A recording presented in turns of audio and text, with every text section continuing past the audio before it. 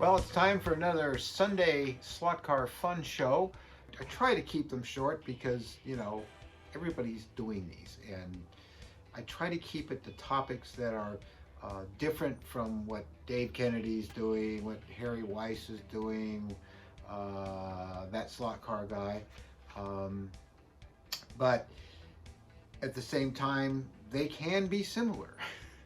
At least today, I'm not wearing a car shirt. It's a I'd rather be flying sweatshirt because it's kind of cold back here. Actually, for us here in California, by the ocean in Ventura, where I'm just right next to the ocean here, it's kind of cold and very cloudy and very overcast lately. Hi, Rosie. Rosie's coming in to see me. So today, I want to talk about we have yet another Facebook page for slot cars. Yeah, I know.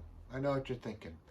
But what I've noticed in dealing with other forums, some that will remain nameless, is that if you slip and forget in your video or something you're doing and refer to the fact that you will be eventually selling something or are selling some product that you're working on, and we're all garage industry guys for the most part. Even though I've worked in movies for 50 years, doing models and creature effects for movies and stuff. I'm relatively new to making things for the slot car industry or the slot car hobby. Let's just call it what it is, it's a hobby. So, I'm trying to pick cars that other people don't have, cars that are interesting to me, but I also want them to be interesting to you.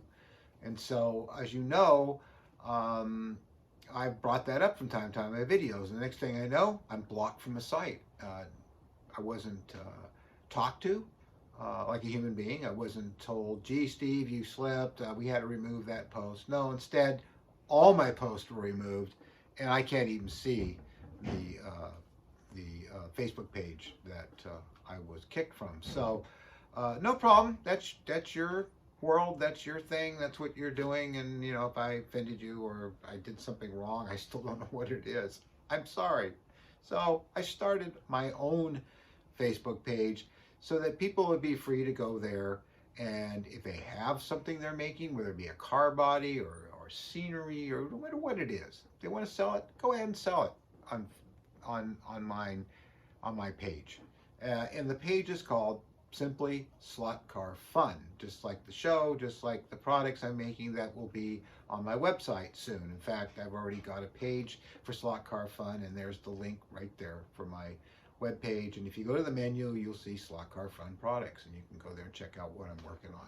So that's sacrilege in some forums, but not in ours.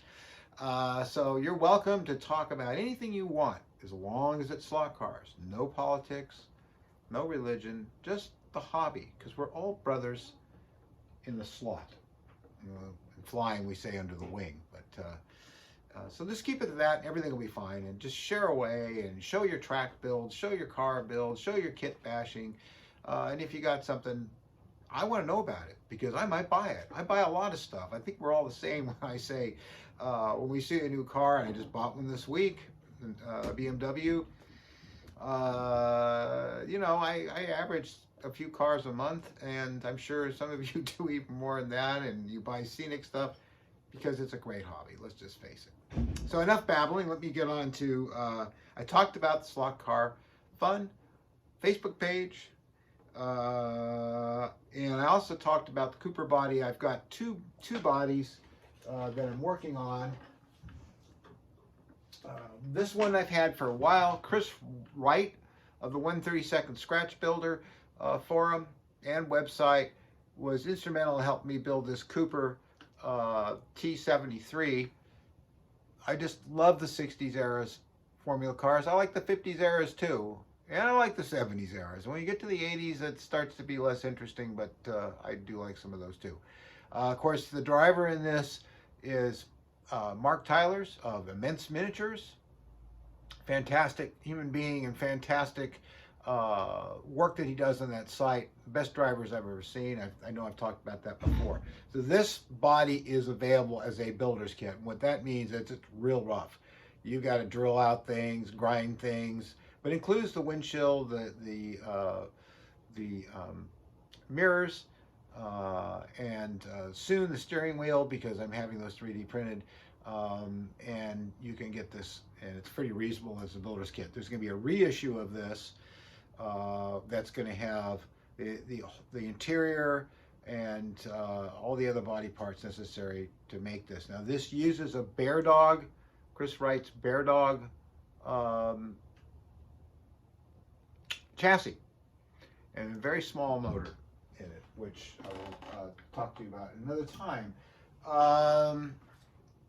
So then there's the new Cooper, the T51. This is 1959, beautiful car, and I've been working on this body, and I got one of the first bodies out of the mold. There is so far, I think, 4-part video on making this car, starting from the very, very beginning of making the basic form, making a mold off that, producing a basic shape, tooling that, making another mold, and I will go to a 3rd mold, maybe a 4th mold before I release this to be sold. And this will, and you can see, there's plenty of room in there for a nice frame to go in, which I'm working on right now. This one I am going to build all the way through, because it's fine. I have to do the tooling for the windscreen. Mark Helmick has made 3D printed all the different parts for this, which I'm also going to be making molds of, and I'm getting a pressure pot on Monday, which will allow me to get tiny little parts without bubbles in it. Gotta have it. So all these years I've never had one, but I've never done anything this small. All the models I've been building is for movies, and they're big. They're like 6, 7 feet long, and you cast parts in the molds that are open, and all you have to do is powder them. Some baby powder, you won't get a single bubble. But when you're trying to squeeze a little steering wheel out of a little tiny mold, you're gonna get bubbles in it. You won't if you put it under pressure, and that's what I'm doing. So this car, like I said, I think I'm up to 4 parts, and next week there'll be another and another until the car is finally completely built, frame and all, and we'll get to see it run on the track. So that's a lot of fun. For me, I love watching other people's builds. I love seeing the progression, and a lot of you do it, but you don't cover it in video, so that's what I'm trying to do. Looking at the list here, oh yes, I have one more thing that I'm going to do. I've noticed there's kind of a lack of scenic stuff that you can put on your track. At least stuff that has a realistic look for it. And you have to do a lot of work at paper models, cut your own wood and stuff, and I have done that with some of the things on my track. I've got a diner over here, which is out of frame, and this is a garage here. It's got an interior and exterior. It's all built out of balsa. But what I'm going to do is I'm going to make, starting with a ticket house, a ticket booth, which is fairly small, with 2 windows on it, some side windows. I'm going to build the whole thing from scratch, and then I'm going to make a silicone mold on it. I'm going to make them out of 2-part casting resin, and they'll be hollow, and you'll be able to punch out the windows and put in some clear polystyrene or something like the acetate behind there for windows and paint it. But you won't have to do a whole bunch of building. You just have to take the basic couple of parts and glue them together and paint them and personalize it. There'll be a sign on it too, so you can put what you want up there, paint your own sign on it. And that'll be the first one I'm going to do, and then there'll be others as time goes by. And again, these will all be cast out of resin, and you can there's little assembly. The assembly that's there is basic, and just about anybody can do, whether you're a fine modeler or a basic modeler or have never done it before. You'll be able to put together something and put it on your track. I'm not going to do figures or drivers or cows. I love my cows. Because there's plenty of people doing that, and of course Mark Tyler at Immense Miniatures does some really great stuff, some of the best stuff I've ever seen. He's adding new things all the time, so I'm not going to go into that, but I'm going to do some things like that. No grandstands. There's grandstands out there. They're pretty complicated to do anyway. I built one, and it's out of frame, isn't it? Yes, it's out of frame if I move this camera. So here's the garage. And it's got interior lights inside, a slot in there so you can put a car in there and look inside. And there's windows and a front doorway and stuff. And then the diner is here. and it needs, I need to get some tables and some seats put in there and some stuff to put behind the bar. And of course, there's the grandstand, and there's my Stonehenge. I was going to make a Stonehenge that you could put on your track, but not, well, Mary seemed to think that people wouldn't be that interested in that. So we won't be doing a Stonehenge. And then there's the cows. I forget where I got these, but they're great. And then the other thing that I wanted to show you was my good friend, Dr. Chris Landon, who's a fellow gearhead, and we both have nice sports cars, and we go to events and things quite often. And he helped me make some films, and great friend. He actually was interviewed when he was quite young to be in this book, and he gave this to me for my 69th birthday. So here you can see the original signing from the author, and this is to me from Chris for my birthday. And he says, I was 14 years old when I was interviewed for this book. I told him it was a passing fad, meaning slot cars. Doc, happy birthday. Well, as we know, it was not a passing fad. And this book's great. Here's the name of it. It doesn't have the original cover on the outside of it anyway. A Guide to Model Racing. And it's a great book, you know. It still has so much pertinent information in it that you could use today if you're someone new getting into the hobby. And you probably can find one out there. But this one's in perfect condition, and I was really, really pleased to get this book, because it just, I think I had this book when I was a kid, when I was 14. You can see the Russ Kit frame chassis being built with a Russ Kit motor in it, which I used to do all the time. And of course, what's on the cover but a Cooper. So, great book. Again, it's called A Guide to Model Car Racing. Thank you, Chris, for giving that to me for my birthday. My next birthday's coming up in March, and yeah, I'm gonna be a whole 70 years old. God, I just can't even believe it. So how about we run a car on the track for a second or two and call it a day? When I first got this track, well, my Ninco track, this is now a Scalextric track, and in the type that has the Arc 1, which I enjoy.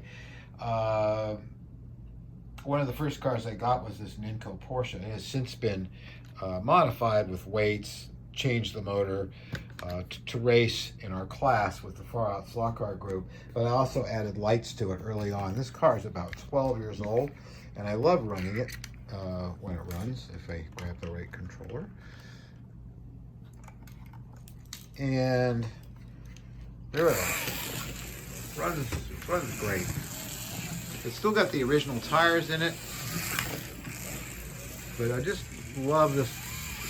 Oh, come on, break loose, break loose, break loose. There we go. Good old Porsche, huh? I love running this car. I've had it for a long time. I got this car while my late wife was still alive, and I was getting back into slot cars and built my first track. So it's got a soft spot in my heart. And here's the Cooper, which I've run before you guys, but I've been doing a little bit of work on it here and there, and it just keeps running better and better. Very quiet. Really getting good at following the car. It's just so quiet.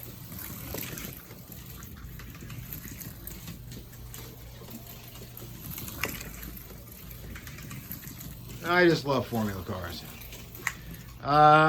So I really enjoy this car a lot. I run it all the time. It's on its second body. Luckily, I'm the manufacturer, and this is the one that's available on my site. I was going to run my Bug Eye Sprite for you guys, which is from a resin cast body, but unfortunately, the drivetrain is slipping because it has an extended shaft that goes from here back to the gear, so the engine's actually the actual location. And I have to admit, I really enjoy this car. This is a Scalextric Lotus Cortina. I was not able to get a Lotus Cortina back in 1971, and I tried to get one, and it was right-hand drive, and it was hard getting used to. I ended up getting a Ford Cortina GT, and that car, I swear, was darn near as good as the Lotus Cortina. I enjoy the heck out of that car. I miss it. So this car runs okay. You know, it's got the usual issues. The magnets aren't in it, so I have to go pretty slow because the tires just do not grab like they should. But it's a lot of fun, and it takes me back to when I was sort of a kid, a younger kid than I am now. But I think they did a really good job on this car. I mean, they always do a great job in these cars. I mean, look at the mini light mags on it. Look at the detailing and everything. I mean, really, really nice. Of course, where they can always have improvement is on the frame and the actual workings and runnings of the car and the chassis, but it does okay. So one last car to look at. This was sent to me, and I just, if you're watching this video, please ring in and tell me your name. But you found out that I actually owned this car. Mine was bright red, and mine was an Abarth OTS version, but it's the same body and everything. And I'm going to convert this to the car I had. And I'm showing you pictures right now of my car I had. So I actually had that car, and I had it for a very, very long time. And it just was a beautiful car. I even had it painted Ferrari red, and one day I was coming back from flying gliders up on my favorite hill, and I got on the freeway, and the next thing I knew, I was accelerating, and I hadn't even touched the pedal. I had been hit by a Mack truck from the rear. It sent the car into a spin. It was a miracle it didn't roll over, because I had it very lowered, so I had a low center of gravity. Anyway, that was a pretty sad story. I hated losing the car, but I didn't lose my life, so hey, I got lucky. Anyway, thanks for watching, guys. We'll see you next Sunday.